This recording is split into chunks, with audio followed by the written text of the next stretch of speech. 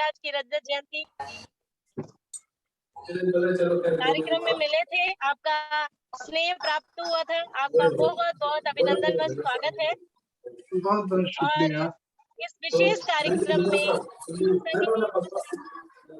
के लिए उसकी समीक्षा और उसके विषय में वक्ता के रूप में बताने के लिए जुड़े हुए हैं। कार्यक्रम में अपने विचारों से इस पटल को अनुग्रहित करेंगे और इसको गौरवान्वित करेंगे। तो आदरणीय मिथिलेश द्विवेदी जी, आपका हार्दिक अभिनंदन व स्वागत है। साथ ही श्री भोलानाथ मिश्र जी, आपका भी हार्दिक अभिनंदन व स्वागत है। डॉक्टर सुधा सिन्हा जी उपस्थित हो चुकी हैं, उनसे भी हम लोगों की प्रयागराज में मुलाकात हुई थी। आदरणीय, आपका भी हार्दिक अभिनंदन व स्वागत है। और कार्यक्रम के संचालन के लिए हमारे बीच उपस्थित हैं, बहुत सुंदर संचालन कर रही हैं और बहुत ही सुमधुर कंठ से अभी सरस्वती माँ की आराधना की है। आदरणीय श्रीमती रश्मि लहर जी, आपका भी बहुत बहुत अभिनंदन व स्वागत है।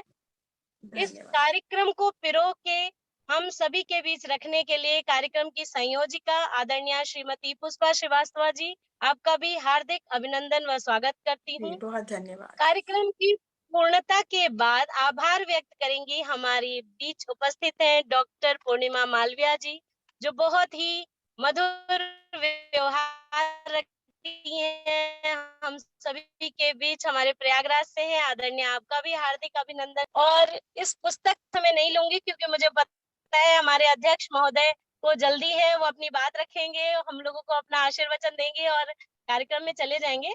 तो मैं इस पुस्तक के लिए कुछ पंक्तियां लिखी हूँ, जो जितनी पढ़ी है। अभी तक चुनाव में व्यस्त थी, अभी आज ही फुर्सत हुई हूँ, तो कुछ पंक्तियां हैं मधुमालती छंद में, वो रख रही हूँ। आदरणीय, आपका आशीर्वाद चाहिए। हे संगिनी सहधर्मिणी, हे संगिनी सहधर्मिणी, जीवन सहज शुभ कर्मिणी, गठबंध बांधी साथ में, धर हाथ साथी हाथ में। गठबंध बांधी साथ में, धर हाथ साथी हाथ में, बस ओम शुभ व्यवहार में, उर्मिल हृदय उद्गार। शोभा बनी घर द्वार की, मेरे सुखद संसार। शोभा बनी घर द्वार की, मेरे सुखद संसार की, सहधर्मिणी बनकर चली, पथ धर्म में संस्कृति ढली, सबको बसाई ही सतत, जीवन रहा तुम संग सुखद। सुख दुख निभाई शाश्वतम, सुख दुख निभाई शाश्वतम, मातृत्व अनुपम श्रेष्ठतम, क्यों साथ छोड़ी मध्य में, क्यों साथ छोड़ी माध्य में, पीड़ा हृदय अति साध्य में, लिख संगनीय ही भाव सब। और अंतिम पंक्तियां आपकी इस पुस्तक के लिए 4 पंक्तियां। लिख संगिनी ही भाव सब, शब्दों बसाए घाव सब, स्मृति बसी तुम श्लेष हो, स्मृति बसी तुम श्लेष हो, हे संगनीय हे शेष हो, हे संगिनी हे शेष हो। आदरणीय, सादर समर्पित है हमारी आपकी जो ये पुस्तक है, बहुत भाव के साथ सादर नमन है। और पटल पर आपकी पुत्री उपस्थित है, आपको भी बहुत बहुत अभिनंदन व स्वागत है। और जिन लोगों को जो भी पटल पर अपनी उपस्थिति दे रहे हैं, जिनका मैं नाम नहीं ले पा रही हूँ, आप सभी का हार्दिक अभिनंदन व स्वागत करती हूँ और अपनी वाणी को विराम देती हूँ। धन्यवाद। बहुत बहुत धन्यवाद आपका। बहुत ही अच्छे शब्दों से आपने हम सभी का स्वागत किया है, और जिनके कारण हम लोग सब लोग इतनी दूर दूर के लोगों से एकजुट होकर मिले हैं। आदरणीय शहाबुद्दीन शेख साहब, जो सदैव हम लोगों को प्रेरणा और ऊर्जा देते रहे हैं, उनसे हम ससम्मान अनुरोध करेंगे कि कृपया वो प्रस्तावना उद्बोधन के लिए हमारा आमंत्रण स्वीकार करें। आदरणीय शहाबुद्दीन साहब। हेलो। हाँ जी सर, स्वागत है सर। विश्व हिंदी साहित्य सेवा संस्थान के तत्वावधान में आज की ये गोष्ठी कहे या परिचर्चा कहे आयोजित है संगीनी कृति के ऊपर। और ये कृति हम जानते हैं कि हमारे संस्थान के उपाध्यक्ष श्री ओम प्रकाश त्रिपाठी जी द्वारा लिखी गई है। इस गोष्ठी के लिए पटल पर उपस्थित है संस्थान के सचिव डॉक्टर गोकुलेश्वर कुमार द्विवेदी जी। संचालन कर रही है रश्मि संजय श्रीवास्तव, रश्मि लहर लखनऊ से है। संयोजक है पुष्पलता श्रीवास्तव और डॉक्टर सुधा सिन्हा पटल पर जुड़ी हुई है। पूर्णिमा मालवीय है और अन्य महानुभाव आज की इस महत्वपूर्ण गोष्ठी में सम्मिलित हो चुके हैं। मैं क्षमा प्रार्थी हूं कि कल राष्ट्रीय शिक्षक संचेतना का एक ऑफलाइन कार्यक्रम पुणे में हो रहा है, एक गोष्ठी है और अंतर्राष्ट्रीय महिला दिवस के उपलक्ष्य में सम्मान समारोह है, इसलिए मेरे पास कुछ प्रतिनिधिगण हमारे आकर बैठे हैं, उनके साथ मुझे कॉलेज जाना है। इसलिए मैंने सचिव महोदय से अनुरोध किया कि मैं अध्यक्षता करने के बजाय मैं प्रस्तावना दे दूंगा आज के लिए।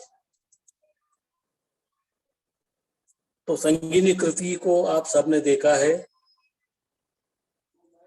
मुझे श्री ओम प्रकाश त्रिपाठी जी ने, जब मैं प्रयागराज आया था संस्थान के रजत समारोह में, तब उन्होंने ये कृति मुझे भेंट की थी।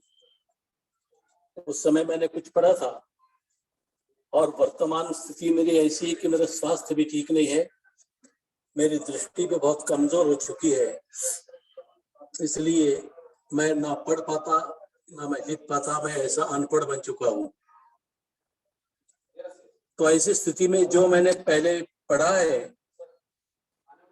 उनमें से कुछ बातें मैं आपके सम्मुख रखना चाहता हूँ।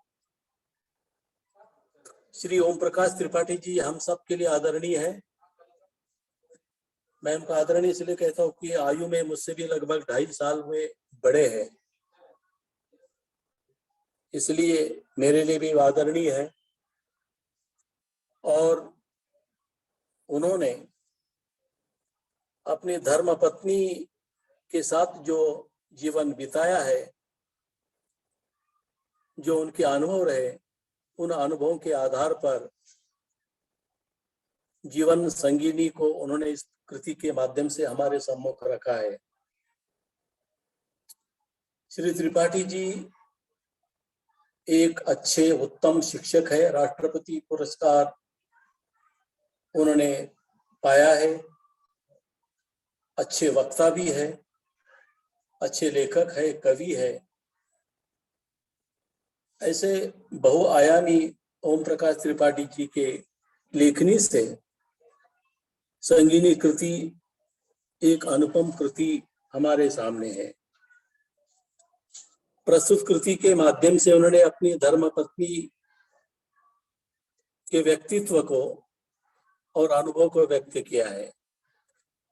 इस कृति को पढ़ने के उपरांत हमें ज्ञात होता है कि त्रिपाठी साहब की धर्मपत्नी बड़ी कर्मठ माता थी, परिवार को सुव्यवस्थित चलाने में बड़ी माहिर थी, भारतीय संस्कृति का परिपालन करने में वह अग्रगण्य थी। इसलिए इस माता ने बच्चों पर अच्छे संस्कार किए, स्वयं संस्कारित थी, इसलिए पूरे परिवार को संस्कारित किया। पूरे परिवार को उन्होंने आजीवन सुव्यवस्थित ढंग से चलाया है। फिर बच्चों का लालन पालन हो, बच्चों का जन्म हो, बिटिया की शादी हो, इस प्रकार के प्रसंगों पर उन्होंने अपना जो दायित्व है वह दायित्व बखूबी निभाया है। और एक आदर्श चरण त्रिपाठी जी के माध्यम से हमारे सामने रखा गया है कि जीवन संगिनी जीवन की महत्वपूर्ण एक उनका व्यक्तित्व होता है। कहा जाता है कि संगिनी के बिना जीवन व्यर्थ होता है। जब तक जीवन संगिनी किसी पति के जीवन में है तो वो उस पति के जीवन की सार्थकता है। दुर्भाग्य से अगर उनकी पत्नी चल बसती है, उन्हें छोड़ जाती है, तत्पश्चात उस पति का जो जीवन है बिल्कुल अंधकारमय बन जाता है। इसलिए अंग्रेजी में कहते हैं कि वाइफ इज लाइफ। तो उस प्रकार से पत्नी ही जीवन है, इस प्रकार की अनुभूति श्री ओम प्रकाश त्रिपाठी जी ने पाई है और उसी अनुभूति को उन्होंने विभिन्न प्रसंगों के माध्यम से व्यक्त किया है कि किन किन स्थलों पर, किन किन प्रसंगों पर उनकी पत्नी ने, उनकी जीवन संगिनी ने किस ढंग से अपने दायित्व को संभाला है, दायित्व को निभाया है, बच्चों का लालन पालन किया है। तो इसी प्रकार की ये बड़ी कर्मठ महिला थी, कर्मठ माता थी और एक आदर्श व्यक्तित्व उनका रहा है। और उनकी इस आदर्श व्यक्तित्व को त्रिपाठी जी ने इस कृति के माध्यम से व्यक्त किया है। कृति के अंत में कुछ कविताएं हैं। मुझे दुख इस बात का है कि मैं वर्तमान स्थिति में इस कृति को पढ़ नहीं पाया, मेरे पास यह कृति होती हुई भी, लेकिन 5-6 महीने पूर्व जब उन्होंने मुझे कृति दी थी तब मेरे दिमाग, उस समय पढ़ी हुई जो बातें थी, जो बातें मेरे दिमाग में थी, उन बातों के आधार पर मैंने अपना यहाँ पर मंतव्य दिया है। मुझे लगता है कि आज की ये गोष्ठी बड़ी सफल रहेगी और ये कृति अत्यंत अनुकरणीय है। और पत्नी के प्रति पति का क्या भाव होता है ये इस कृति के माध्यम से भी ध्वनित होता है। और इस उत्तम कृति के लिए और उत्तम कृति के ऊपर जो चर्चा हो रही है, इस चर्चा की सफलता की मैं कामना करता हूँ। और मुझे विश्वास है कि हमारे सारे प्रतिभागीगण, हमारे संस्थान के सदस्य इसे पढ़ेंगे, इसका अवलोकन करेंगे। और विशेष बात यह है कि यह पुस्तक विश्व हिंदी साहित्य सेवा संस्थान के माध्यम से प्रकाशित हुई है। प्रकाशक के रूप में संस्थान का नाम है, यह भी हमारे लिए बड़ी गौरव की बात है।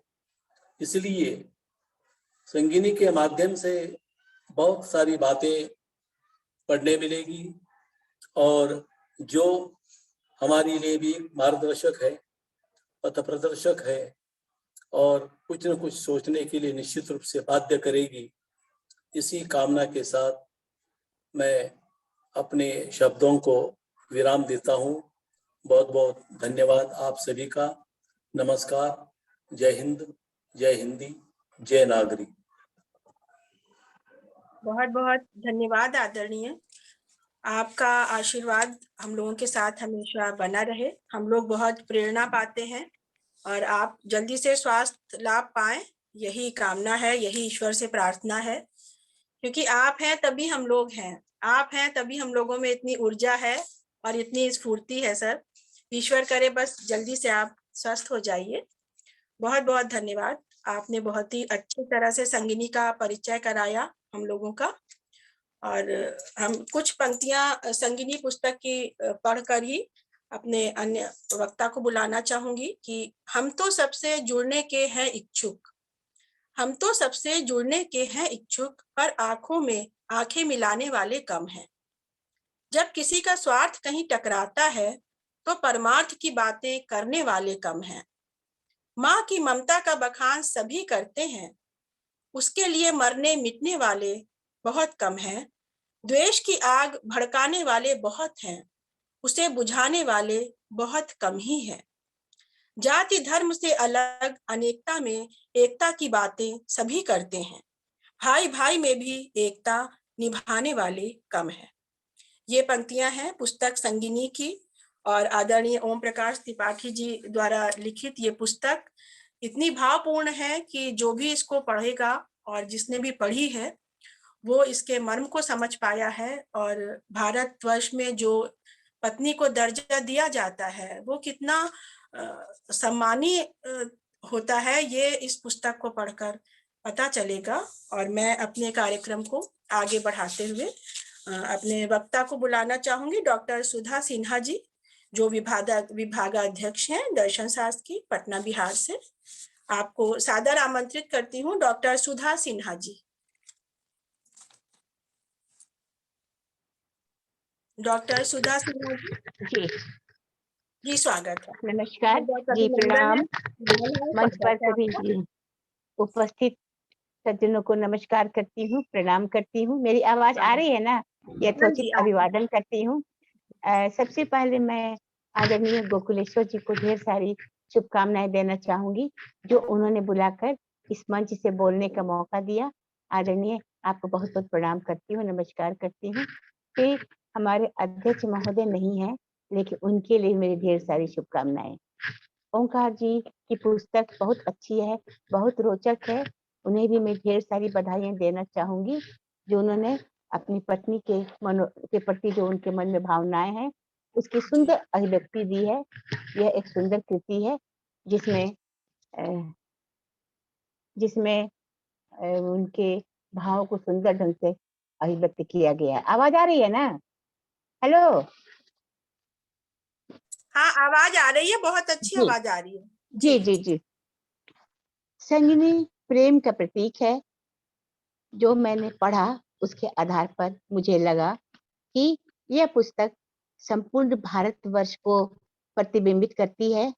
यह अपने आप में संपूर्ण भारत है। संपूर्ण भारत इस अर्थ में कि भारत की संस्कृति भारतीय नारियों से ही सुरक्षित है और संगिनी भारतीय नारी के गुणों को अपने अंदर समेटे हुए है। ओंकार जी की संगिनी एक कर्तव्यपरायण नारी है। इनके पैरों में पूरे घर का सुख और शांति बंधा हुआ है। सवेरे उठती हैं, सास ससुर की सेवा करती हैं, बच्चों की देखरेख करती हैं, घर का खाना बनाती हैं और खाना प्रत्येक की रुचि के अनुसार बनाती हैं। जब कभी किसी को बाहर जाना पड़ता है तो वह सवेरे ही उठकर सारा खाना बना देती हैं, ताकि बाहर का खाना न खाना पड़े। ससुर जी थोड़े कड़क मिजाज के थे। वे जब खाने के समय टेबल पर बैठते थे तो उसी समय खाना की फरमाइश करते थे और संगिनी तुरंत उनके मन का खाना बना देती थी। उन दिनों पति पत्नी के बीच शर्म की दीवार भी खुलकर थी। वे खुलकर नहीं मिलते थे।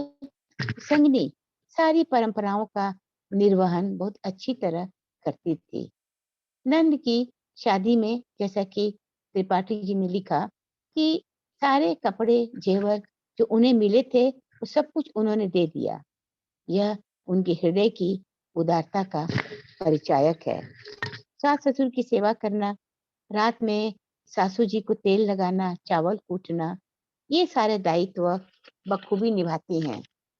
व्रत त्योहार करना, घर के सारे काम काज करना अपना धर्म समझती हैं।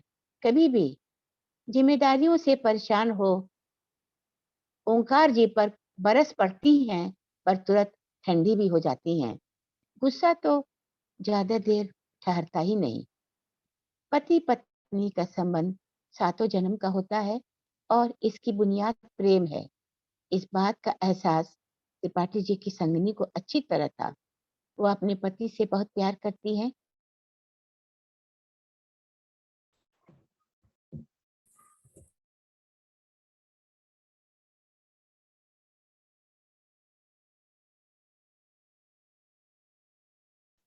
बोले। जी जी जी, अब तो दोबारा जी, डॉक्टर सुधा सिन्हा जी, आप बात कर रही थी।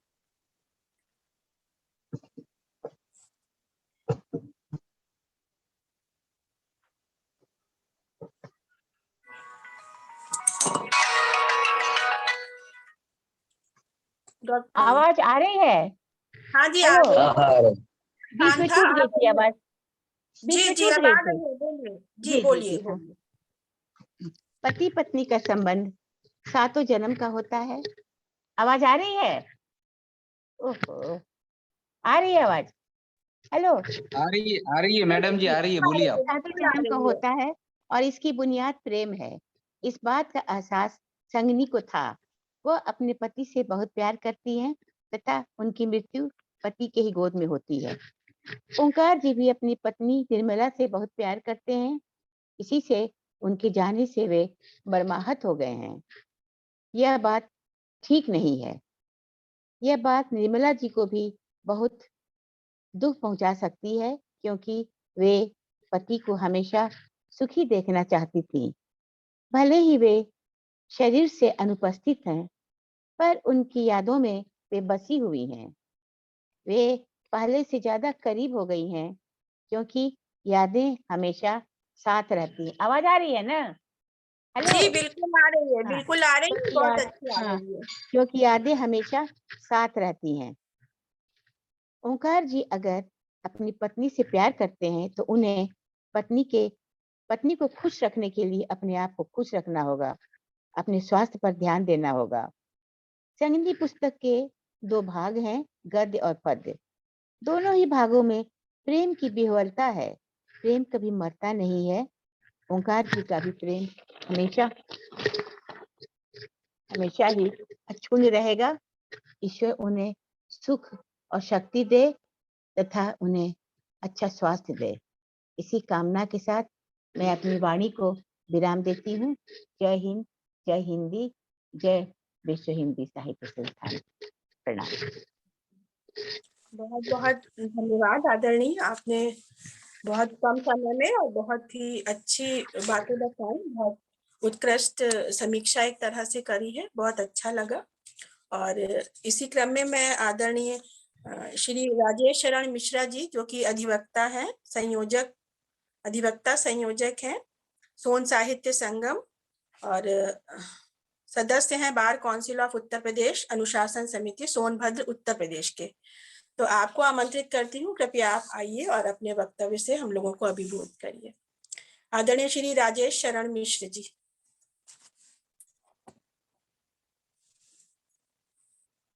अभी जुड़े नहीं है क्या? है नहीं मैडम, वो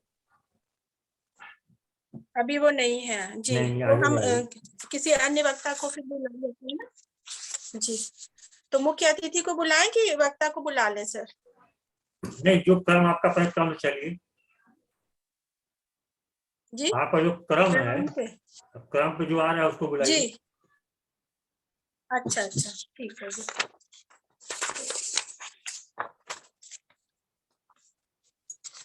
अब मैं बैठी हुई हूँ यहीं पर। जी जी मैंने कहा बिल्कुल मैं आपको यही हूँ, स्वागत करते हैं। क्या बुला आदरणीय लिया। डॉक्टर श्रीमती अनुसुईया अग्रवाल जी का स्वागत करती हूँ, अभिनंदन करती हूँ। आज की हमारी मुख्य अतिथि हैं और इनका परिचय तो इतना बड़ा है और इतना अच्छा है कि पढ़ के अभिभूत हूँ और शायद पूरा तो नहीं डाल पाऊंगी, लेकिन छोटा सा एक परिचय हम आप सभी के सम्मुख रखना चाहूंगी कि इन्होंने कम से कम 12 पुस्तकों में भूमिका लेखन और 12 ही पुस्तकों की समीक्षा लेखन की है और करीब मेरे ख्याल से काफी पुस्तकों की सह संपादिका भी रह चुकी हैं और 11 से अधिक पुस्तकें लिखी होंगी। इनकी जो लेखन की विधा है, ये कविता, कहानी, लघु कथा, लेख, लोक साहित्य, जनपदीय साहित्य आदि में लेखन करती हैं और वैसे ये प्राध्यापिका हैं और विभागाध्यक्ष हैं हिंदी अध्ययन एवं शोध केंद्र शासकीय महाप्रभु वल्लभाचार्य स्नातकोत्तर महाविद्यालय महासमुंद छत्तीसगढ़ की। और अनेकों पुरस्कार से सजा हुआ इनका जो साहित्यिक व्यक्तित्व, जिनमें विशेषतया 31 पुरस्कार तो मुख्य रूप से हैं ही और इनको बहुत पुरस्कार मिले हैं। कुछ उसमें है जैसे कला साहित्य रत्न सम्मान इन्हें मिला है, आइडियल वुमेन का सम्मान मिला है, दैनिक भास्कर द्वारा अवार्ड इनको 2019 में मिला था आइडियल वुमेन्स का, और कला परंपरा एवं कला बिरादरी संस्थान छत्तीसगढ़ के द्वारा इनको पुरस्कृत किया गया है। छत्तीसगढ़ नवरत्न सम्मान 2018 में मिला है स्व महादेवी वर्मा स्मृति सम्मान से सुशोभित हैं, कौशल्या सम्मान मिला है। बहुत ही मतलब कहना चाहिए कि इतने अच्छे साहित्यिक प्रतिभा से धनी व्यक्तित्व से हमारा पटल सुशोभित होने जा रहा है। आदरणीय, आपका बहुत बहुत स्वागत है, अभिनंदन है हमारे इस पटल पर। जी। आप हमारा आमंत्रण स्वीकार करें और अपना उद्बोधन दें। अच्छा, उद्बोधन भी दे दूं? जी। बहुत बहुत धन्यवाद रश्मि जी, बहुत ही अच्छा संचालन कर रही हैं आप और बहुत सुंदर गति से कार्यक्रम शनि शनि आगे बढ़ रहा है। जी, धन्यवाद। संस्थान के द्वारा प्रकाशित पुस्तक संगिनी पर चर्चा हेतु यह जो गोष्ठी आयोजित की गई है, इसके संयोजन में जिनकी भूमिका है पुष्पा श्रीवास्तव जी, उनको मैं नमन करती हूँ। और गोकुलेश्वर द्विवेदी जी जो संस्थान के सचिव महोदय हैं, निश्चित रूप से सकारात्मक और सृजनात्मक सोच हर किसी के दिमाग में नहीं आ सकती। यह बात गोकुलेश्वर द्विवेदी जी के मन में आई, ये बहुत ही अच्छी बात है। और ऐसा लगता है कि साहित्य कभी भी सिसकी नहीं लेगा, कभी तड़पेगा नहीं, कभी रोएगा नहीं। क्यों? क्योंकि उसके आंसू को पोंछने के लिए कोई व्यक्तित्व सदैव सामने मौजूद है। इस पटल पर उपस्थित सभी आदरणीय विद्वजनों को मैं सादर अभिवादन करती हूँ। अभिवादन करती हूँ ओम प्रकाश सर को और उनकी बिटिया रानी को असीम स्नेह देते हुए मैं बात शुरू करती हूँ संगिनी पर कि नारी तुम केवल श्रद्धा हो, नारी तुम केवल श्रद्धा हो, विश्वास रजत नभ पग तल में, पीयूष स्रोत से बहा करो जीवन के सुंदर समतल में। कामायनी में प्रसाद जी ने इन पंक्तियों को लिखा है और उस समय निश्चित रूप से प्रसाद जी के मनोमस्तिष्क पर जिस नारी की छवि थी वो श्रद्धा थी। तब कहाँ पता था कि प्रसाद जी श्रद्धा को लेकर जो पंक्ति लिख रहे हैं उसकी छाप भारतीय हर नारी में दिखाई देगी। और आज जब मैंने संगिनी के पन्नों को पलटा तो मुझे ऐसा लगा कि शायद जयशंकर प्रसाद की श्रद्धा ऐसी ही रही होगी। मैं उस दिवंगत आत्मा को नमन करती हूँ और शास्त्र की ओर मुड़ती हूँ। पत्नी को शास्त्रों में वामांगी कहा गया है, यानी पति के शरीर का बायां अंग। पत्नी को अर्धांगिनी भी कहा गया है, जिसका अर्थ है पति के शरीर का आधा अंग। दोनों ही शब्दों का सार एक ही है, जिसके अनुसार पत्नी के बिना पति बिल्कुल अधूरा है। और त्रिपाठी सर की पुस्तक का नाम भी संगिनी है। संगिनी का अर्थ है जो साथ रहे, जो साथ चले, यानी जिसके बिना हम चलने की परिकल्पना ही नहीं कर सकते। गरुड़ पुराण में पत्नी के गुणों को समझाते हुए लिखा गया है कि सा भार्या या गृहे दक्षा, सा भार्या या प्रियम मदा, सा भार्या या पति प्राणा, या भार्या या पतिव्रता। अर्थात जो पत्नी गृह कार्य में कुशल हो, जो प्रिय वादिनी हो यानी मधुर भाषिणी हो, जिसके लिए पति ही प्राण है और जो पति परायण है, वास्तव में वही पत्नी है। जिस व्यक्ति की पत्नी ऐसी गुणी होती है वह इंद्र की तरह भाग्यशाली होता है। कहने की आवश्यकता नहीं कि ओम प्रकाश त्रिपाठी सर ऐसे ही भाग्यशाली व्यक्ति हैं, क्योंकि उनकी पत्नी इन सारे गुणों से युक्त रही है।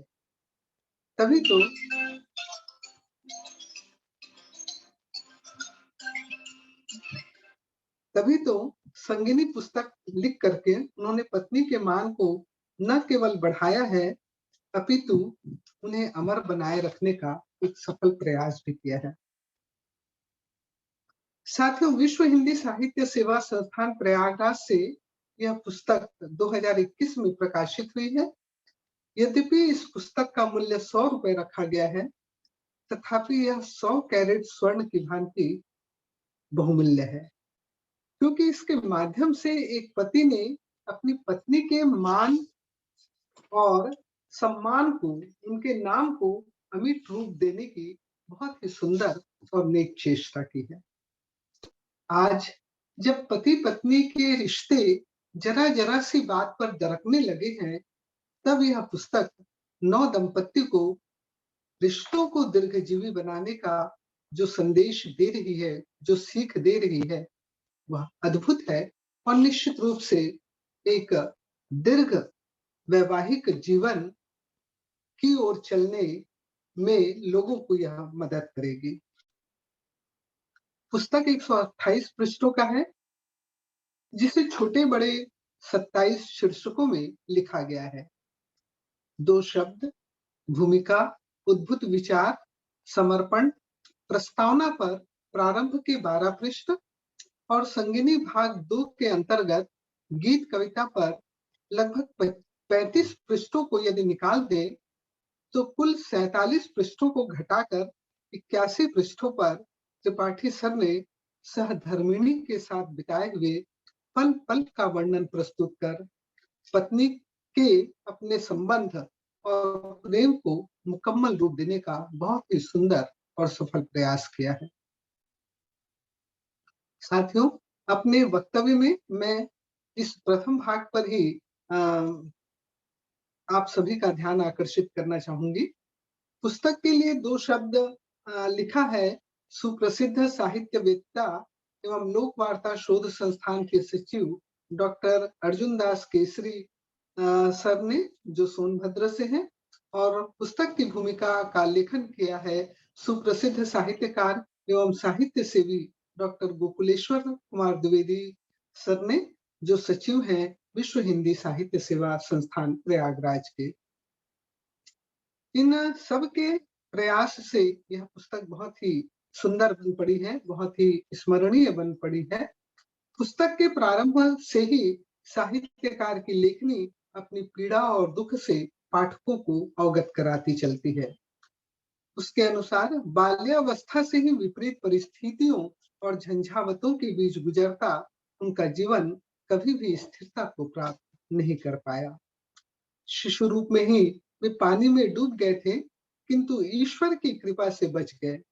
फिर पिता की नौकरी की अस्थिरता के कारण लगातार इधर उधर होते रहे।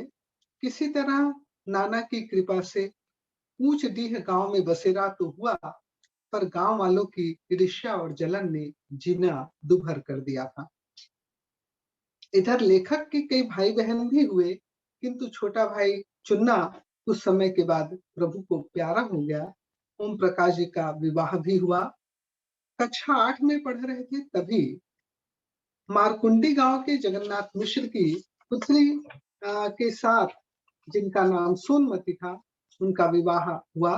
विवाह के बंधन में वे बंध गए, किंतु नसीब में अभी भी सुख नहीं लिखा था। 1 वर्ष के भीतर ही सोनमती जी परलोकवासी हो गई। बाद में पुनः बड़होली गांव के सत्यप्रसाद जी की बड़ी पुत्री उर्मिला जी से इनका विवाह 6 मई 1966 को हुआ और 2-3 वर्षों के भीतर ही पुत्र के पिता बनने का सौभाग्य इन्हें प्राप्त हुआ। ऐसा सुख जो हर पिता चाहता है। 6 वर्ष के भीतर 3 पुत्रों के वे पिता बन गए। इधर लेखक के भाई बहनों का भी विवाह हुआ, उनकी संतानें हुई, परिवार बढ़ता गया। तथापि भाई बहनों के साथ प्रेम संबंधों में कमी आने लगी। पड़ोसियों और गांव वालों सहित कुछ कारणों से अपने सगे भाई बहनों के ईर्ष्या के भाजक भी लेखक बने। पिता और माता के मन में लेखक के प्रति वे दुर्भावना भरते रहे।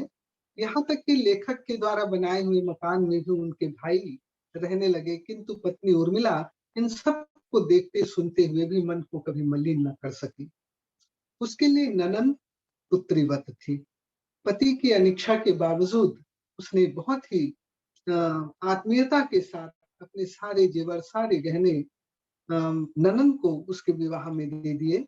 बाद में लेखक ने मकान भी बनाया, जिस पर निकट के रिश्तेदार ने मुकदमा भी किया, किंतु इस विपरीत परिस्थिति में भी पत्नी पूरे धैर्य, सब्र और साहस के साथ पति का साथ देती रही।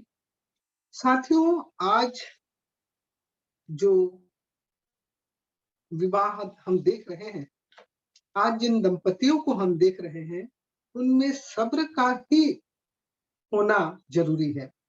सिर्फ सब्र की ही कमी है। बहुत टैलेंटेड हैं आज के कपल्स, बहुत पढ़े लिखे हैं आज के कपल्स, और ईश्वर की कृपा से स्वयं पर बहुत अधिक खर्च कर रहे हैं, स्वयं पर बहुत अधिक ध्यान दे रहे हैं, तो खूबसूरती में भी कहीं कोई कमी नहीं है। लेकिन रिश्ते को एक लंबी यात्रा कराने के लिए जिस महत्वपूर्ण शब्द का होना आवश्यक है, वो है सब्र। जब तक सब्र नहीं होगा, तब तक आप एक दूसरे को न समझ सकते हैं, न एक दूसरे की भावनाओं की कद्र कर सकते हैं, और न एक दूसरे को मान दे सकते हैं। जरूरी क्या है कि यदि एक को गुस्सा आ जाए, तो दूसरा सब्र पूर्वक उसके क्रोध को शांत करने की कोशिश करे। ऐसा संभव नहीं है तो प्रतीक्षा करे। निश्चित रूप से आपका सब्र देखकर सामने वाले का क्रोध पानी के बुलबुले की तरह खत्म हो जाएगा, और फिर जैसे ही पार्टनर का क्रोध शांत होगा, उसे अपनी गलती का भी एहसास होगा, संभव है वो क्षमा याचना भी करे। तो इस पुस्तक के माध्यम से लेखक ने सब्र के होने का संदेश दिया है दंपतियों को। अगले अध्याय में पुत्र पुत्रियों के विवाह के अवसर पर परिवारजन और नाते रिश्ते पहुंचते हैं, और उनके उपेक्षित और ठहरे हुए स्वभाव को महसूस करती है पत्नी। बावजूद इसके पत्नी ने खुश रहकर गीत गवनई किया और सबका मन भी जीता।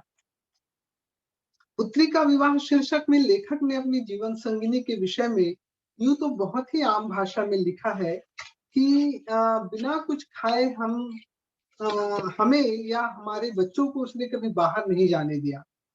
किंतु इस एक सामान्य से लगने वाले वाक्य में गृह लक्ष्मी का संपूर्ण सौंदर्य सामने आ जाता है। एक वात्सल्यमयी माँ, एक ममतामयी माँ, जिसके बारे में छत्तीसगढ़ में कहा जाता है कि मघा के बरसे और महतारी के परसे। माँ यदि परोस दे, खिला दे, तो वैसी ही परितृप्ति मिलती है जैसे मघा नक्षत्र में होने वाली वर्षा से धरा को परितृप्ति मिलती है। तो निश्चित रूप से मघा नक्षत्र में होने वाली वर्षा की परितृप्ति देने वाली थी संगिनी। उस वात्सल्यमयी संपूर्ण सौंदर्य को आज एक बार फिर जीवंत होने की आवश्यकता है। यदि आज नारी अपने भीतर उस सौंदर्य का एक अंश भी धारण कर ले, तो मुझे ऐसा लगता है कि आपका बंटी जैसे उपन्यास लिखने की फिर आवश्यकता नहीं पड़ेगी। बहरहाल अपने प्रिय के प्रति तो वो जिम्मेदार थी ही। इसी अध्याय में उनकी जो जीवन संगिनी है, उनका यह निर्णायक कथन कि राजा जनक चक्रवर्ती सम्राट को अपनी प्रिय ज्येष्ठ बेटी सीता को श्री राम के रंग को देखकर रिश्ते को रोक देना चाहिए था। जब स्वयं पुरुषोत्तम राम सांवले वर्ण के लिए सुंदरतम सीता के लिए उपयुक्त थे, तो बेबी के लिए भी यही वर उचित है।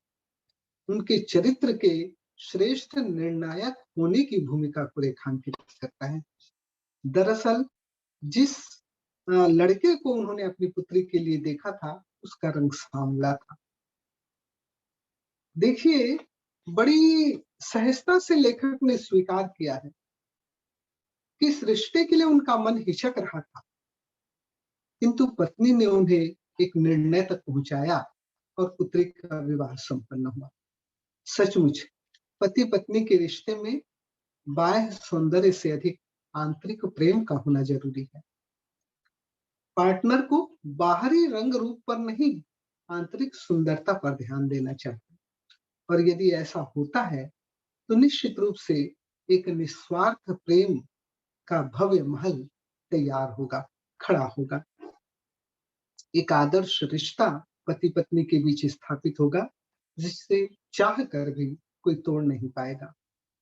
और फिर पुनः अगला, फिर अगला, और इस तरह लेखक की कलम संस्मरण लिखती चली जाती है, जिसके अनुसार उर्मिला ने तमाम अभावों और परेशानियों के बीच अपनी सास ससुर की भी बहुत सेवा की। आंख मूंदते समय सबका आशीष उन्हें मिला। इस बीच उनका ज्येष्ठ पुत्र भी ब्रेन हेमरेज में चल बसा। पति यानी स्वयं लेखक भी लगातार बीमार रहे। सबकी सेवा उर्मिला लगातार करती रही। स्वयं लेखक के शब्दों में कि क्षमता से परे चिंतन और बाधाओं से लड़ने के कारण सारे सुखों को त्याग करते हुए स्वयं गंभीर बीमारी की भी शिकार हो गई। अथक परिश्रम ने उन्हें स्वस्थ रहने की जगह बीमारियों का पोटली दे दिया। परिणाम यह हुआ कि अपने कर्तव्य पूर्णता के साथ साथ मुझे भी उनकी बीमारी हेतु तन मन धन से लगना पड़ा। शुगर, श्वास, गैस तथा ब्लड प्रेशर जैसी बीमारियों ने उन्हें अपने आगोश में ले लिया। इतनी बीमारियों के बावजूद न तो उनकी संगिनी ने अपना धैर्य खोया, न सब्र खोया, न साथ खोया। धर्म, कर्म और पूजा पाठ में उनकी बड़ी आस्था थी। आस्था देखिए, ये बहुत बड़ी चीज है। आज अहम ब्रह्मास्मि, मैं ईश्वर हूं, मैं ब्रह्म हूं। क्यों?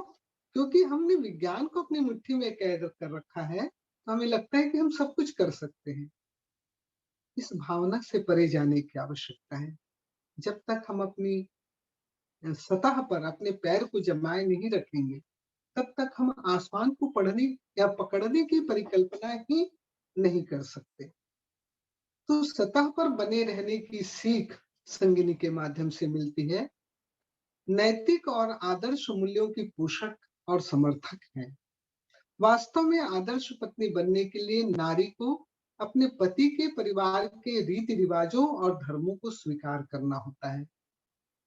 इतना ही नहीं, पति और परिवार के विषय में, उसके हित के विषय में सोचना पड़ता है, उनके धर्म का पालन करना पड़ता है। उर्मिला ने यही किया और इसी का परिणाम था कि इस दंपति ने पूर्ण आस्था और विश्वास के साथ सारे तीर्थ किए। अब सोचिए जरा, पत्नी के जाने के पूर्व सारे तीर्थ और जितने भी हमारे शास्त्र में उल्लेखित स्थान हैं, उन सारे स्थानों को जाकर के इन्होंने माथा टेक लिया। जैसे सुनियोजित था उनका जाना, और उनका जाना तय था, इसलिए सब कुछ उन्होंने कर लिया। एक बारगी तो ऐसा लगता है, लेकिन वास्तव में ऐसा है नहीं। तभी तो जिस आयु में वो गई, वो जाने की आयु नहीं थी, लेकिन उन्होंने सारे तीर्थ कर लिए। निश्चित रूप से आज देखिए, हम सब नौकरी पेशा लोग हैं, महिलाएं नौकरी करती रहती हैं और नौकरी करते करते उम्र के अंतिम बिंदु तक पहुंच जाती हैं। 60-65 वर्ष तक नौकरी करती रहती हैं और उसके बाद नौकरी की थकावट इतनी हो जाती है कि फिर लगता है कि अब कहीं नहीं जाना है, घर पर ही पड़े रहो। और फिर पड़े पड़े ही पता नहीं कब दम निकल जाता है और सारे तीर्थ व्रत धरे के धरे रह जाते हैं। तो ऐसे में निश्चित रूप से संगिनी के माध्यम से एक बहुत ही सुंदर संदेश लेखक ने दिया है। बड़ौली गांव के ही जो श्री विलास चौबे जी थे, वो रिश्ते में उर्मिला के चाचा लगते थे। वे उन्हें पुत्री की तरह मान भी दिया करते थे, इसलिए ओम प्रकाश जी को दामाद का सम्मानजनक स्थान मिला। और इतना ही नहीं, सभी तीर्थ व्रत में उनका आशीष, उनका साथ उनको मिला। और फिर 26 जुलाई को उनकी संगिनी ने उनका साथ छोड़ दिया और गोलोकवासी हो गए। अब देखिए कितनी अद्भुत बात है, उर्मिला जी के प्रेमपूर्ण आचरण के कारण उनकी मृत्यु की खबर बिजली की धारा की तरह पूरे क्षेत्र में फैल गई और देखते ही देखते हजारों से भी अधिक की संख्या में जन समुदाय उनके अंतिम दर्शन के लिए एकत्रित हो गया। लेखक के ही शब्दों में ऐसा लगा मानो कुंभ मेला सा दृश्य उपस्थित हो गया। अब मैं महसूस करती हूँ उस चीज को, हमारे छत्तीसगढ़ में राजिम को कुंभ का दर्जा दिया गया है और यहाँ पर हर वर्ष मेला भरता है। इतनी भीड़ रहती है और इतने बच्चे घूमते हैं और इतने लोग बिछड़ते हैं। जैसे पुरानी फिल्मों में हुआ करता था, निरूपा राय अक्सर अपने बच्चों को खो दिया करती थी और बाद में बहुत समय के बाद वो बच्चे मिलते थे माँ से। तो ऐसा भीड़, ऐसी स्थिति मैंने देखा है कुंभ के मेले में। मैं महसूस कर रही हूँ जब लेखक ने इन पंक्तियों को लिखा होगा तो उन्होंने उस भीड़ की परिकल्पना की होगी। और परिकल्पना ही क्यों, उन्होंने तो उस भीड़ को देखा है, तभी तो उनकी लेखनी ने उसे लिखा है। तो कैसी अद्भुत भीड़ रही होगी, कैसा अद्भुत मंजर रहा होगा। इसीलिए उनका हक था कि उन पर ऐसी किताब लिखी जानी चाहिए। और ओम प्रकाश जी ने अपनी पत्नी को उपहार के रूप में यह पुस्तक दी। मुंह दिखाई की रस्म अदा करना तो मैंने सुना था, लेकिन अंतिम विदाई पर उपहार देना, यह तो ओम प्रकाश जी ने एक नई परंपरा प्रारंभ की और बड़ी सुंदर परंपरा है। और इस परंपरा का पालन आज हर पति को करना चाहिए, ऐसा भी मुझे लगता है। देखिए, उन्होंने यह भी लिखा है आगे कि उर्मिला जी अपने पति यानी ओम प्रकाश जी के सारे सम्मानों को, पुरस्कारों को और साहित्य सृजन को देखकर बहुत ही प्रसन्न होती थी और उन्हें निरंतर कर्मरत रहने की प्रेरणा देती थी। लेखक के लिए यह बड़ा सम्मानजनक था। कारण यह है कि सम्मान किसे पसंद नहीं है। बात जब पति पत्नी के रिश्ते की चलती है ना, तो सम्मान की तराजू पर तो कोई भी पल्ला झुका ना रहे, इस बात का खास ध्यान रखना होता है। जीवन साथी नौकरी, रुपये, शिक्षा, सुंदरता, शारीरिक संरचना या गुण में भले ही कम हो, पर अच्छी बातों के लिए आपको उसका सम्मान अवश्य करना चाहिए।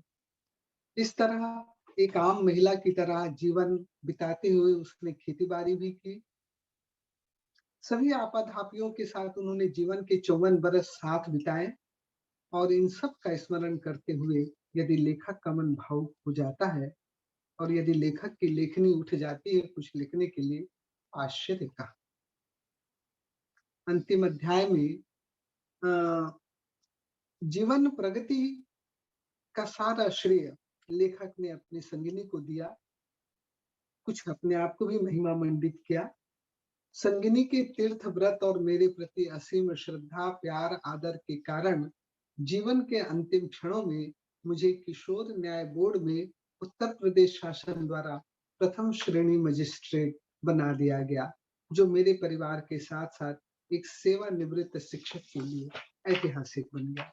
यह लिखकर उन्होंने इस बात को समाप्त करना चाहा, इस बात का समापन चाहा, लेकिन मुझे ऐसा लगता है कि वहां से फिर लेखक के नए जीवन की शुरुआत हुई।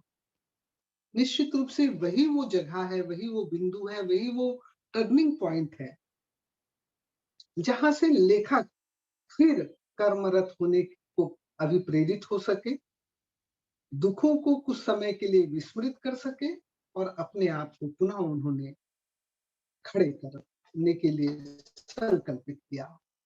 और इसके बाद संगिनी भाग 2 में गीत और कविता है, वह भी सब कुछ उर्मिला जी पर केंद्रित है। इतनी सुंदर पुस्तक के लेखन के लिए मैं लेखक महोदय को बहुत-बहुत बधाई देती हूँ और कहना यह चाहती हूँ, लोगों तक यह संदेश देना चाहती हूँ कि विवाह एक ऐसा बंधन है जिसमें वर-वधू एक दूसरे के साथ अग्नि को साक्षी मानकर 7 जन्म तक वचन को निभाने की 7 जन्मों तक एक दूसरे का साथ निभाने का वचन देते हैं। विवाह के बंधन में साथियों 2 व्यक्ति ही नहीं बनते, अपितु 2 परिवार बनते हैं। उनके रिश्ते एक दूसरे के साथ नहीं बंधते, एक परिवार दूसरे परिवार के साथ रिश्तों में बंधता है। उनकी आदतें, उनका स्वभाव, उनकी हंसी-खुशी, उनके गम आंसू सब एक दूसरे के साथ इस तरह बन जाते हैं कि लगता ही नहीं कि ये कभी 2 परिवार रहे होंगे, ये 2 पृथक परिवार रहे होंगे। साथियों, निश्चित रूप से विवाह के बाद पति और पत्नी दोनों की ही यह जिम्मेदारी हो जाती है कि वे एक दूसरे की खुशी का ध्यान रखें और अकेले के लिए ना सोचते हुए दोनों के लिए सोचना एक बहुत ही आदर्श दाम्पत्य जीवन की नींव है, जहां विश्वास और भरोसा का होना भी जरूरी है। विश्वास का धागा बड़ा नाजुक होता है, परिस्थितियां जरा सी विपरीत हुई नहीं कि धागा कमजोर पड़ने लगता है। अतः दंपत्ति को निरंतर इसे सुदृढ़ बनाए रखने के लिए छोटी-छोटी बातों पर ध्यान देना चाहिए। पुस्तक संगिनी इन समस्त बिंदुओं पर पूरी तरह से खरी उतरती है। मैं साहित्य जगत में पुस्तक की प्रतिष्ठा की कामना करते हुए अपनी वाणी को विराम देती हूँ। विश्व हिंदी साहित्य सेवा संस्थान ने मुझे इस बहुत ही महत्वपूर्ण विषय पर बोलने के लिए आमंत्रित किया और बहुत ही गरिमापूर्ण स्थान पर मुख्य अतिथि के रूप में उन्होंने मुझे आज के पटल पर रखा, आज के सेमिनार में रखा। इसके लिए मैं उनके प्रति हृदय से आभार व्यक्त करती हूँ। बहुत-बहुत धन्यवाद। बहुत-बहुत धन्यवाद आपका। आदरणीय, आपने पुस्तक के जो विभिन्न मनोभाव हैं, उन पे बहुत ही स्पष्ट ढंग से अपने विचार प्रस्तुत किए और सच कहें तो जिस तरह आपने पुस्तक की एक-एक भावना को व्यक्त किया, हम लोग भी भावुक हो गए एकदम से कि वाकई में ये रिश्ता और जो जीवन हम लोग जी रहे हैं, ये जब साथी नहीं रहता है, तो जो स्थिति होती है बहुत ही मतलब जो जी रहा होता है खाली वही समझ सकता है कि बहुत अकेलापन आ जाता है। और बहुत अच्छा लगा, आपने बहुत अच्छे ढंग से पुस्तक के विभिन्न मनोभावों को हम लोगों के समक्ष रखा और इसी के साथ हम आप सभी लोगों का धन्यवाद देना चाहते हैं। आदरणीय जहीरुद्दीन पठान साहब, रश्मि चौबे जी, मुक्ता जी, अनीता सक्सेना जी और भी जो लोग श्रोता के रूप में जुड़े हैं, हम सहृदय उनको धन्यवाद देना चाहते हैं। और एक बात और कहना चाहेंगे कि जो वक्ता हमारे साथ अभी जुड़ेंगे, आप लोग कृपया 10 मिनट में ही अपनी बात कह लीजिएगा। तो अब हम आपको बहुत बहुत धन्यवाद देते हैं आदरणीय अनुसुईया जी को और अब आमंत्रित करेंगे अपने वक्ता श्री मिथिलेश प्रकाश द्विवेदी जी को। मिथिलेश प्रकाश द्विवेदी जी को सादर आमंत्रण देते हैं, जो कार्यकारी अध्यक्ष media forum of India Sonbhadra Uttar Pradesh से है। आपका जी नहीं मैडम, आगे बढ़ गई। वो नहीं है? नहीं, अभी थे है, इसमें दिख नहीं रहे हैं। अच्छा अच्छा, तो अगर हमारे विशिष्ट वक्ता श्री भोलानाथ मिश्रा जी हैं पटल पर, जो प्रवक्ता एवं पत्रकार सोनभद्र उत्तर प्रदेश से हैं, तो सादर आमंत्रण स्वीकार करें हमारा। आदरणीय श्री भोलानाथ मिश्रा जी। वो भी नहीं है शायद। वो भी नहीं जी, वो भी नहीं दिख रहा है। आगे बढ़ रहे हैं। वो भी नहीं दिख रहा। अच्छा अच्छा, तो हम फिर अध्यक्षीय उद्बोधन के लिए आदरणीय श्री गोकुलेश्वर प्रसाद द्विवेदी साहब को। रश्मि जी, हाँ रश्मि जी, जी बताएं। जी मैं ये कहना चाह रही हूँ, अगर मनी बेन जी जुड़ी हूँ तो उनको जी। आप एक बार बुला लीजिए, वो होली गीत के वो लिए अध्यक्षीय, अच्छा अध्यक्षीय भाषण से पहले बुलाओ। जी उनसे पहले बुलाइए। अच्छा ठीक है। तो हम आदरणीय मणिबेन द्विवेदी जी को ससम्मान आमंत्रित करते हैं कि कृपया वो आए पटल पर, और अपना जो हम लोगों के लिए तो सरप्राइज ही है, तो कृपया आप आइए और अपना होली गीत प्रस्तुत करिए। आदरणीय मणिबेन द्विवेदी जी। ये वो भी नहीं है। वो भी नहीं है। अच्छा, फिर वो भी नहीं है। यानी क्रम सही चल रहा है आपका। हाँ, अब जी अध्यक्षीय उद्बोधन ही होगा। जी तो ठीक है, हम ठीक है। तो हम अपने संस्था के सचिव डॉक्टर गोकुलेश्वर द्विवेदी जी का बहुत सम्मान करते हैं, और बल्कि उनकी जो ये मेहनत है, जिस तरह वो सारे ही कार्यक्रम को बहुत ढंग से निर्वाहित करते हैं, सबको अटेंड करते हैं, हम लोगों की कॉल पे सारी हम लोगों की क्वेरी भी बताते रहते हैं, और सब कुछ अटेंड करते रहते हैं। आपकी प्रेरणा और आपके आशीर्वाद से हम लोगों में इतनी स्फूर्ति बनी रहती है। तो हम अध्यक्षीय उद्बोधन के लिए आदरणीय गोकुलेश्वर सर को आमंत्रित करते हैं। सर कृपया आप पटल पर आए और हम लोगों को अपने वचनों से अभिसिंचित करें। आदरणीय गोकुल सर, सचिव साहब। धन्यवाद रश्मि लाल जी। जी, अध्यक्ष सादर मुझे अभिनंदन है आपका सर पटल पर। अध्यक्ष मुझे प्रस्तावना प्रस्तुत जी करनी थी, लेकिन अचानक अध्यक्ष जी का जो भार है मुझे संभालना पड़ा।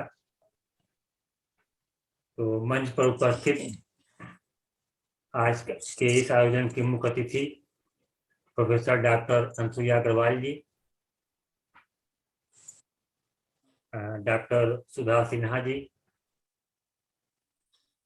इस पुस्तक के जिस पे चर्चा करने के लिए हम लोग आज एकत्र हुए हैं, उसके लेखक एवं संस्थान के उपाध्यक्ष डॉक्टर ओम प्रकाश त्रिपाठी जी, डॉक्टर पूर्णिमा मालवीय जी, आज के आयोजन में स्वागत भाषण देने वाली मधु शंखधर जी, सरस्वती वंदना और प्रस्तुत करने वाली एवं इस आयोजन का सफल संचालन कर रही श्रीमती रश्मि लहर जी, और आज के आयोजन की संयोजिका श्रीमती पुष्पा श्रीवास्तव शैली जी।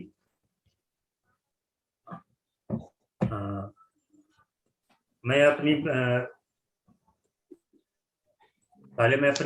बात को रखने के पहले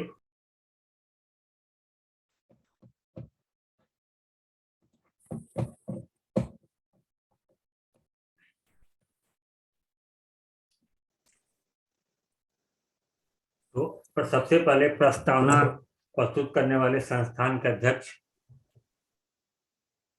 सम्माननीय डॉक्टर साहबुद्दीन शेख सर ने कहा कि बहुत ही संक्षेप में अगर मैं उनके पूरे वक्तव्य को जो सार के रूप में ले लूं, अगर उनका वाइफ इज लाइफ, पत्नी ही जीवन है, जिसको संगनी के लेखक ने पूरी तरह से चरितार्थ किया है।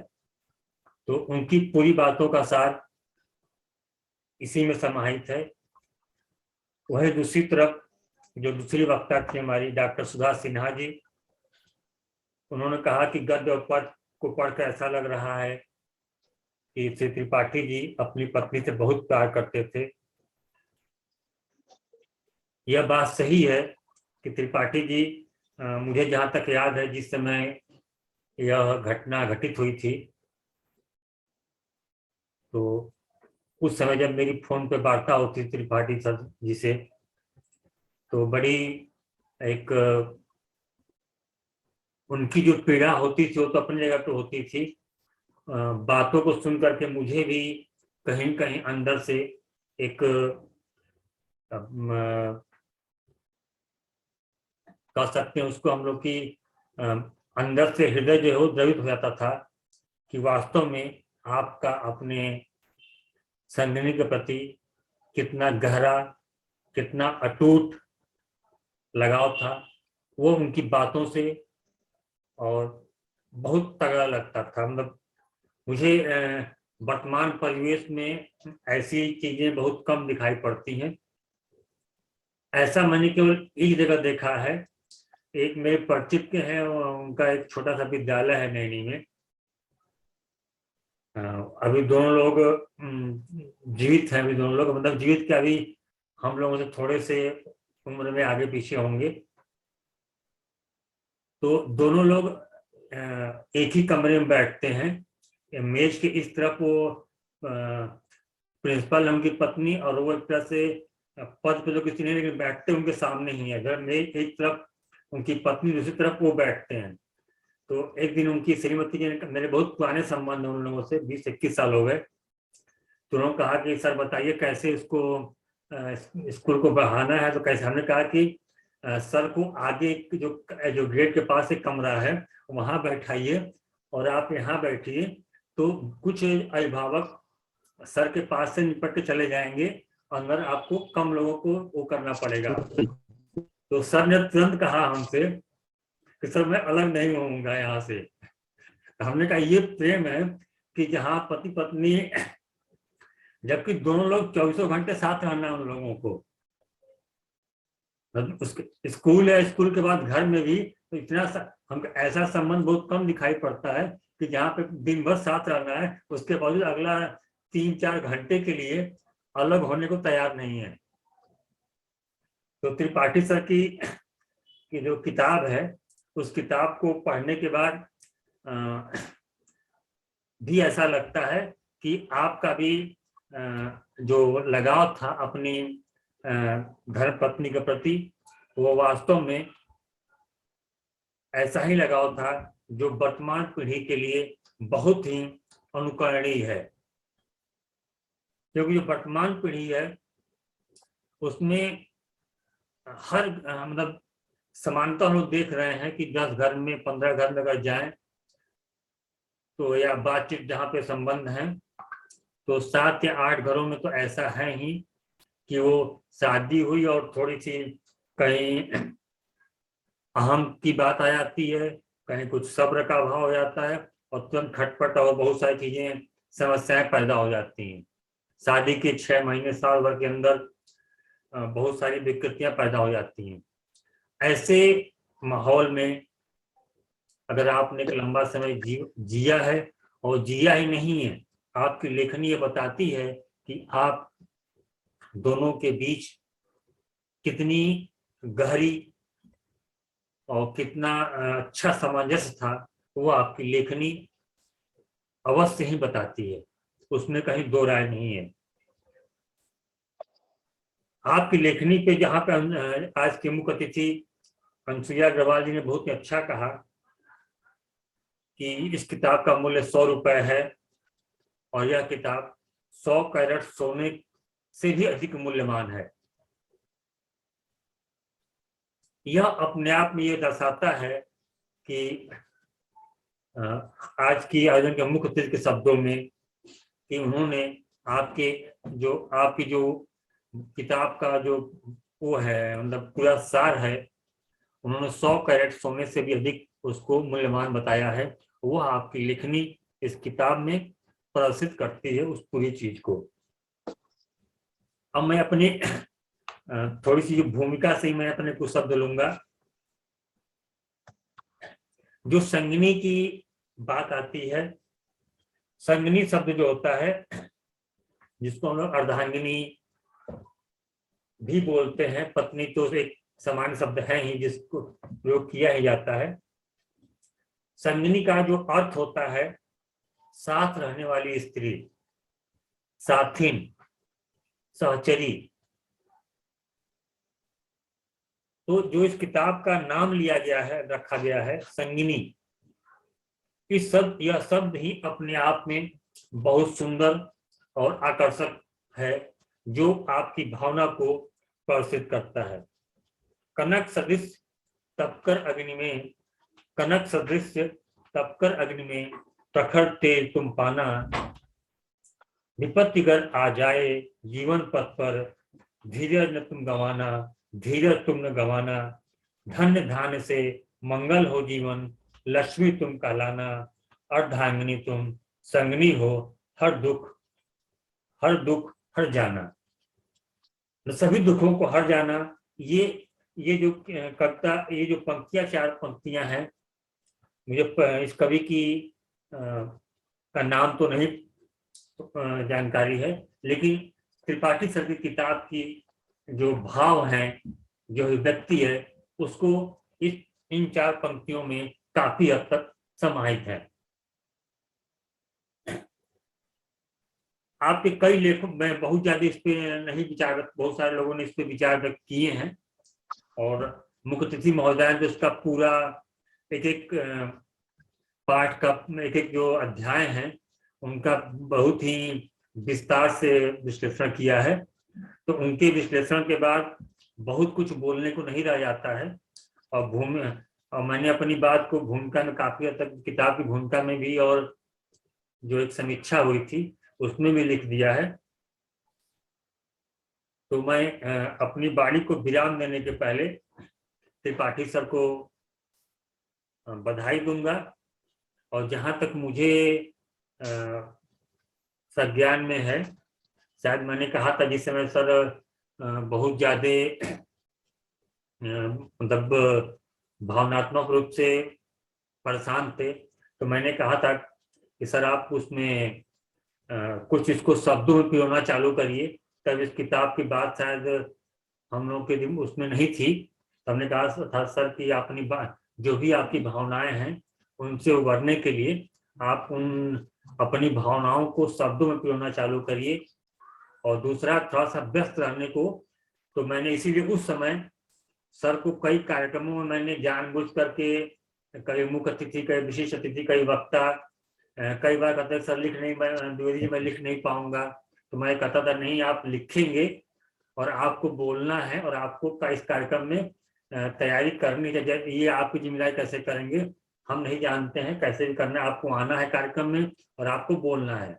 और मैं जानबूझ करके उन दिनों लगभग सभी आयोजनों में मैं किसी न किसी रूप में आपको जोड़ता था, ताकि आपकी जो ध्यान है वो कहीं न कहीं अपने जो जहाँ पे आप परेशान हैं कर दे, उससे हटे, और आप अपने आप को एक सामान्य जीवनचर्या में आप अपने को ला सके। तो मुझे लगता है कि वो प्रयास बहुत जल्दी रंग लाया, और उस पर त्रिपाठी जी ने उस पर लिखना चालू किया, और हमें लगता है कि बहुत जल्दी किताब, वो जो भाव किताब के बता रहे हैं कि उन्होंने बहुत ही उसको, अभी तो हमें जो लगता है, जो त्रिपाठी सर की बातों को जो हमें लगता है करीब उस बीच में हम लोग की 15 या 20 बार तो बातें हुई ही होंगी। अभी भी बहुत सारे भाव ऐसे हैं जो अभी किताबों के पन्नों में नहीं आ पाए हैं, जो त्रिपाठी सर के मतलब हृदय में या मनोभाव में अभी वो दबे पड़े हुए हैं। अगर त्रिपाठी सर की पूरी बात अगर लिखना चाहेंगे तो इस तरह से कम 3 या 4 किताबें तैयार हो जाएंगी, तब भी जाकर के शायद ये पूरे भाव उनके हम लोगों को पढ़ने को नहीं मिल पाएंगे। तो मैं आपको इस लेखनी के लिए बहुत बहुत बधाई एवं आभार व्यक्त करता हूं, और मैं अपनी भूमिका की 4 पंक्तियों, जो अंतिम 4 पंक्तियां हैं, उन्हीं से मैं अपनी वाणी को विराम दूंगा। जो मेरी पंक्तियां नहीं हैं, बल्कि वो त्रिपाठी सर के भावों की, जो उनके भाव हैं उनको ही मैंने उसमें लिखा है। मैं ऋणी रहूंगा सदा तेरा, ये रचना किसी और की है। मैं पहले बता रहा हूँ कि मैं कविता नहीं लिखता हूँ, कभी कभी तुकबंदी एक आध लाइन की कर लेता हूँ, ये भी किसी और की पंक्तियां हैं, लेकिन मुझे ऐसी लगी कि त्रिपाठी सर के भाव इसमें पूरी तरह समाहित हैं। मैं ऋणी रहूंगा सदा तेरा, तेरा मुझ पे है उपहार बड़ा। मैं ऋणी रहूंगा सदा तेरा, तेरा मुझ पे है उपहार बड़ा। वो शब्द कहाँ से लाऊं मैं, वो शब्द कहाँ से लाऊं मैं, जो बता सके उद्गार मेरा, जो बता सके उद्गार मेरा। इन्हीं बातों, इन्हीं क्या पंक्तियों के साथ मैं अपनी वाणी को विराम देता हूँ। आप सबने मुझे सुना धैर्यपूर्वक, इसके लिए मैं आप सभी का आभार व्यक्त करता हूँ। जय हिंद, जय हिंद। बहुत बहुत बहुत धन्यवाद आदरणीय सचिव साहब, आपने बहुत सहारा दिया जिस समय आदरणीय त्रिपाठी साहब को जरूरत थी एक सच्चे मित्र की, और कहना चाहिए कि सच में जो उन्हें संभाल पाए, जो उतना ही बुद्धिमान भी हो, उतना ही भावुक भी हो, और उनके मर्म को भी समझता हो और उनकी भावनाओं को भी समझता हो। तो आप उनके साथ रहे, ये भी बात बहुत अच्छी रही कि इस लेखनी में कहीं ना कहीं आपका भी अतुलनीय योगदान रहा है। और लक्ष्मीकांत जी जुड़ गए, उनको भी सादर धन्यवाद देती हूँ। और आपने कहा, हमें लगा वो पंक्तियां याद आ गई कि वियोगी होगा पहला कवि, आ से उपजा होगा ज्ञान। जब हम लोग किसी वियोग में रहते हैं तो शायद और ज्यादा भाव अभिव्यक्त हो जाते हैं हम लोगों के। और निसंदेह बहुत ही अच्छी पुस्तक है। हमारी त्रिपाठी साहब से बात हुई थी तो उन्होंने भी आपकी बहुत तारीफ करी कि आपकी प्रेरणा से ही वो ये पुस्तक लिख पाए हैं। तो ये भी बहुत अच्छी बात है, और ईश्वर करे और पुस्तकें आए इसी तरह, और हम लोग पढ़ें और विचारों से तो रूबरू होंगे ही, अच्छा साहित्य भी मिलेगा। और हम इसी पुस्तक की एक मुक्तक के बाद अपनी बात आगे रखेंगे कि जो गीत जिंदगी के तुम गाया करती थी वो मैं कैसे गाऊं, जो व्यथा तुम मुझे सुनाया करती थी वो मैं किसे सुनाऊं, तुम मुझे बुलाती थी मैं आता था, मैं अब किसे बुलाऊं, जिंदगी की गहरी नदी को हम दोनों मिलजुल पार करते थे, विपत्तियों की अनंत नदी को पतवार विहीन कैसे पार जा पाऊं। इतना मतलब अपनी पत्नी से इतना प्रेम, इतना लगाव और इतने सम्मानजनक शब्दों का जो प्रयोग किया है आदरणीय त्रिपाठी साहब ने, तो मैं उनकी पत्नी तो होंगी ही इस योग्य, शायद बहुत योग्य होंगी तब इतने कम शब्द निकल पाए। अभी आपने कहा है कि अभी और कुछ लिखा जाना बाकी है उनके सम्मान में। और अब हम स्नेह सचिव साहब, लेखक साहब को पटल पर आमंत्रित कर ले, अगर हमारे कोई वक्ता ना जुड़े हो तो, है ना। हाँ, मणिबेन जी भी बुला लीजिए। जी जी बुला लें। इतनी अच्छी पुस्तक हमारे सामने थी, हम लोगों ने पढ़ा और अभिभूत हुए। ये कहने में मुझे कोई संकोच नहीं हो रहा है कि आदरणीय त्रिपाठी साहब ने जो लिखा है वो आंख भर भर आ रही है, और जब पढ़ते हैं तो एकदम से सोच में आ जाता है कि जिस स्त्री ने सदा जीवन के सुख दुख में इतना साथ दिया और वो अब इस उम्र के इस दौर पे नहीं है, तो उनके बिना वाकई में बहुत कठिन है सब कुछ करना। और मैं उनके भावों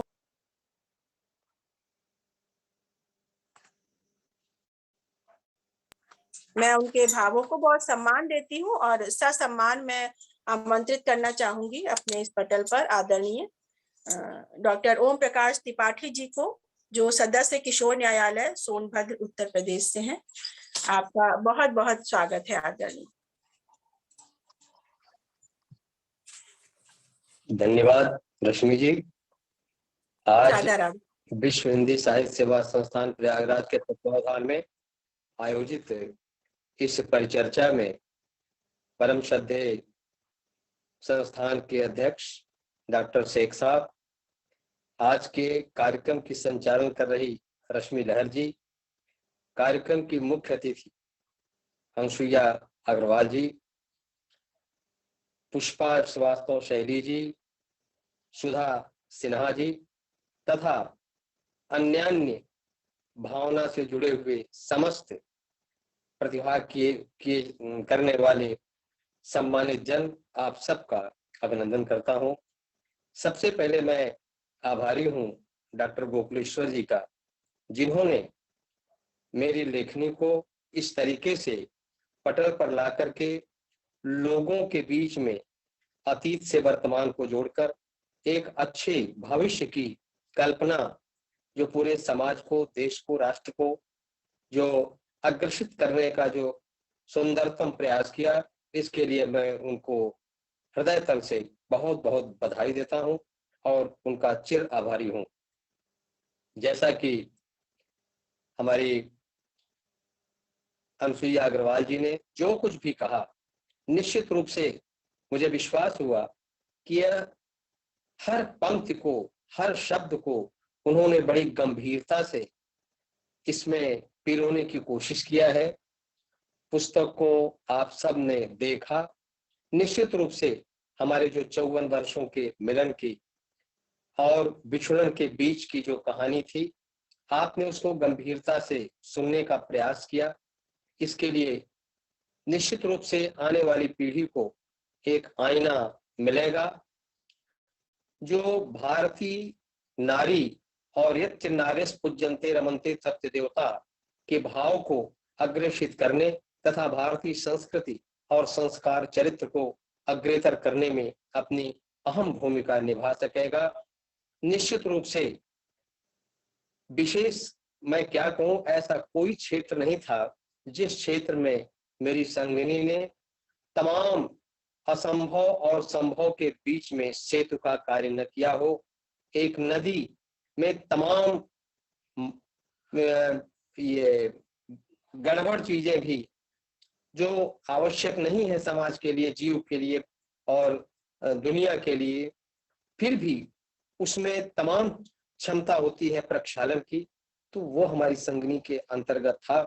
चाहे वो कृषि का क्षेत्र रहा हो, चाहे बाग बगीचे का क्षेत्र रहा हो, चाहे धर्म आस्था का क्षेत्र रहा हो, चाहे व्रत त्योहार का क्षेत्र रहा हो, चाहे गीत गाने, लोकगीत लोक नृत्य का क्षेत्र रहा हो, सबको उन्होंने अपने जीवन का एक सुंदरतम वीणा समझा और निश्चित रूप से एक ऐसी भूमिका के साथ उन्होंने परिवार को, सभी लोगों को, खास तौर से जो अत्यंत पिछड़े थे, दबे थे, कुचले थे, जो श्रम में लगे होते थे, उनको जो उन्होंने प्यार दिया, जिसका सीधा सीधा प्रभाव हमारे उनके अंतिम इस धरा से विदा होते समय जो प्यार मिला, जो दृश्य उपस्थित हुआ, वह हमारी पूरे जीवन शैली में निश्चित रूप से एक ध्रुव तारे की तरह वह चमकता रहेगा। वह अवश्य हमें एक दिशा देगा और सचमुच यह बात सत्य है कि जब मैं इन परिस्थितियों में परेशान था तो डॉक्टर गोकुलेश्वर जी ने निश्चित रूप से मुझे लगाकर, रत रखकर और सोचने के लिए ऐसा विवश किया कि हमने उस चीज से थोड़ा अपने रास्ते को बदला और बदल करके तमाम सामाजिक, राष्ट्रीय और संस्कारित तमाम बिंदुओं पर, तमाम विषयों पर हमने अपने वाणी को, अपने शब्दों के माध्यम से पूरे देश को, समाज को और साहित्य जगत को मैंने चमकाने की पूरी कोशिश की। कल शाम को जब मैं बैठा हुआ था, जब मैं अपने न्यायालय से घर लौटा, तो मेरे मन में ये बात आई कि संगिनी पर मैंने जो पुस्तक लिखी है, आज कल की भावना को मैंने कुछ पंक्तियों में लिखा। मैं उसको कहने से बिल्कुल पीछे नहीं होना चाहता हूं। मैंने लिखा है, आप ध्यान से सुनेंगे। तूने वादा किया था साथ देने का, साथ जीने साथ मरने का, दुनिया के मेले में छोड़ हाथ, संकल्प ले लिया बिछड़ने का। सोचा भी न था कि हम कभी दूर हो जाएंगे, बिछुड़ के कभी दूर हो जाएंगे, बिछुड़ने के महासागर में निमग्न हो जाएंगे, बिछुड़न के महासागर में निमग्न हो जाएंगे। यादों की बग्गी में सैर करने को होंगे मजबूर, पास रहते रहते ही अचानक हो जाएंगे बहुत दूर बहुत दूर। कहाँ गए वो वादे जो तूने साथ फेरे में किए थे, सोचते रहे हमारा साथ कभी न छूटेगा, किंतु छूटा ऐसा कि कभी न अब जुड़ेगा। पग पग पर मैंने तेरा सहयोग किया, न रहने पर मैंने तुम्हें अमर बनाया। बदले में इसके मैंने निंदा को गले लगाया, दुनिया के रिवाजों को कभी जान न पाया। जीवन की गहरी नदी में कश्ती चला, पार होने की उम्मीद के सहारे चलकर एन केन प्रकार चलता रहूं। यही विश्वास और आस्था की नाव में चलने का मन बना रखा हूं, बाकी सब नियंता पर छोड़ता हूं। बाकी सब नियंता पर छोड़ता हूँ। और आप सबने जो मुझे इस तरीके से चर्चा करके इस पुस्तक को, हमारी लेखनी को जो आप सबने महत्व दिया, इसके लिए मैं आप सबका आभारी रहूंगा।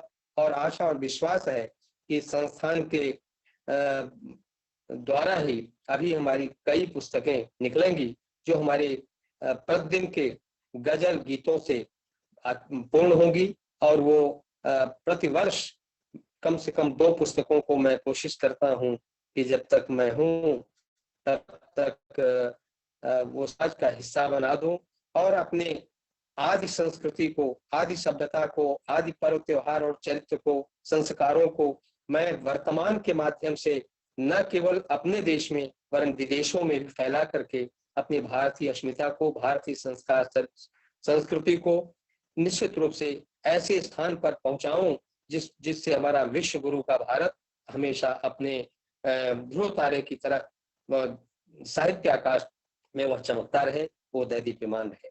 मैं सभी के प्रति नमन करता हूं, सभी को प्रणाम निवेदित करता हूं कि आप सब ने मेरे छोटे से विचारों को बहुत सुंदर, बहुत बड़े आकाश तक आपने फैलाया, इसके लिए आप सबका मैं आभारी हूँगा। धन्यवाद। जय हिंदी, जय भारत। बहुत बहुत धन्यवाद आदरणीय। आपके विचार, आपकी रचना सब कुछ बहुत उत्कृष्ट रही और हम लोग भी उतने ही भावुक हो गए जितना कि आप पढ़ते हुए भावुक हुए हैं। और हम आपकी पुस्तक में जो एक मुक्तक है कि भाव पनपते हैं सदा बहने के लिए, नदियां प्रेरणा देती हैं कभी न रोने के लिए, वर्तमान को संवारना होगा भविष्य को पिरोने के लिए, जीना तो सफल है उसका जो सदा तत्पर है निर्बल का भार ढोने के लिए। आपकी इन पंक्तियों को मैं नमन करती हूँ और आदरणीय आपकी जो अर्धांगिनी जिनको इतना सम्मान दिया आपने, वो बहुत भाग्यशाली हैं। और उनकी ये मेरे पास फोटो है, मैं सबको एक बार अगर दिख पा रही है तो दिखाना भी चाहूंगी कि हम लोग की तरफ से शत नमन है।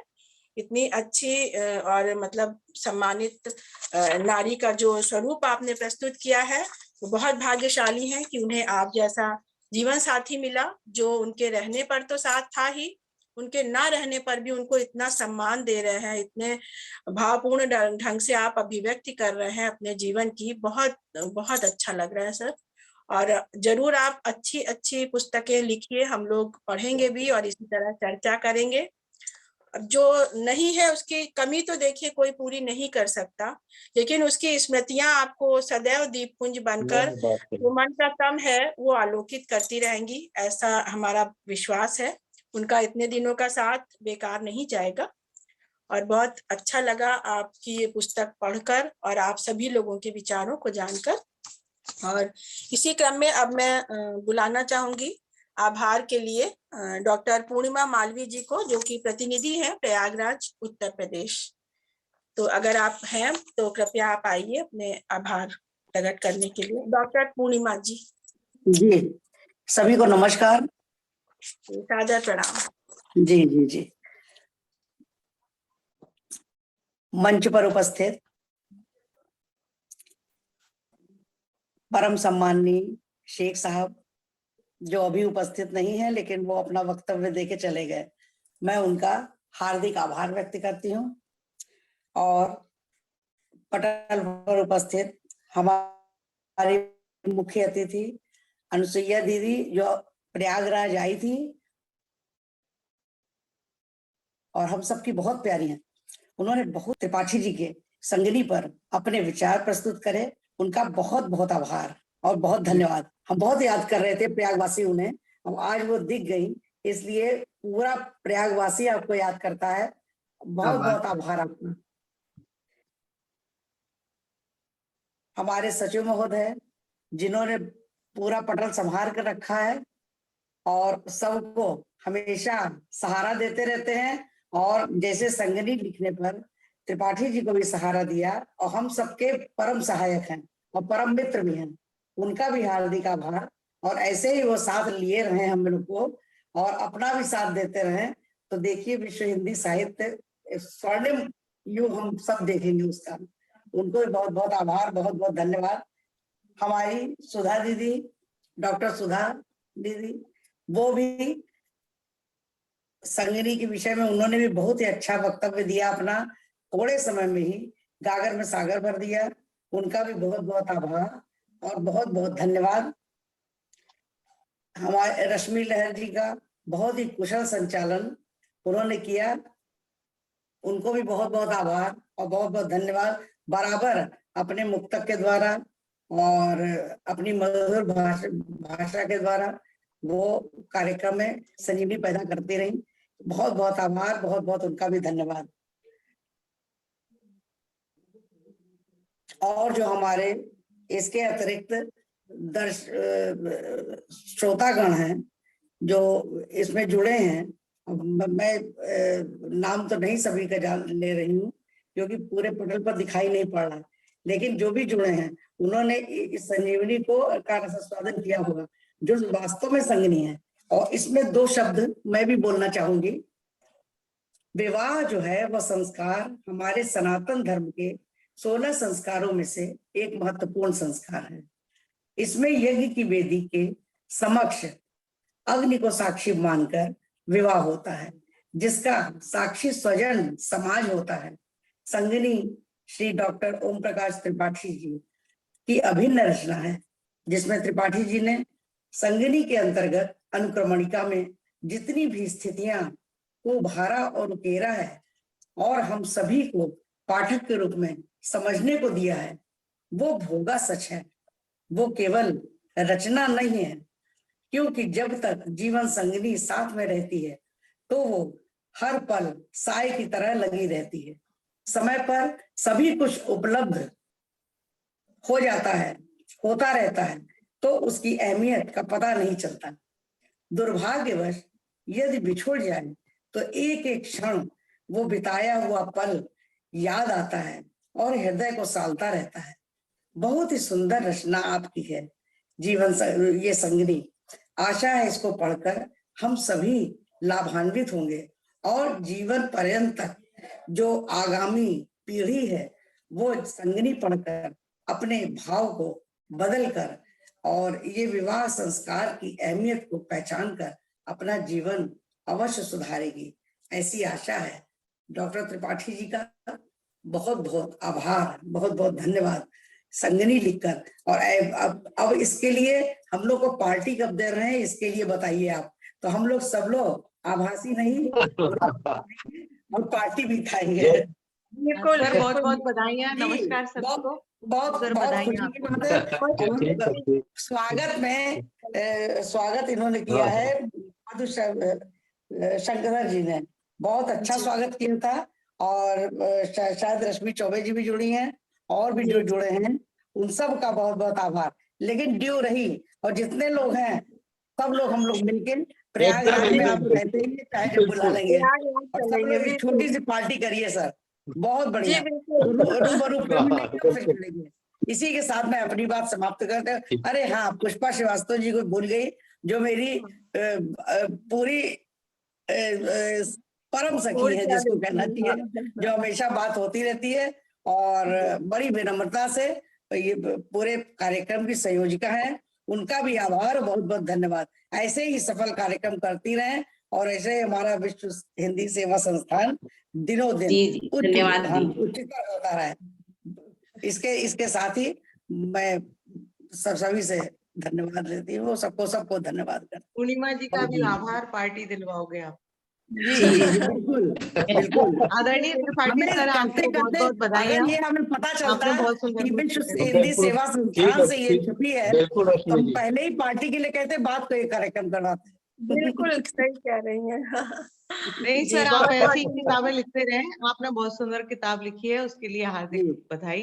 आपने नारी जाति का सम्मान बढ़ाया है, बहुत बहुत बधाई। जी बहुत बहुत धन्यवाद।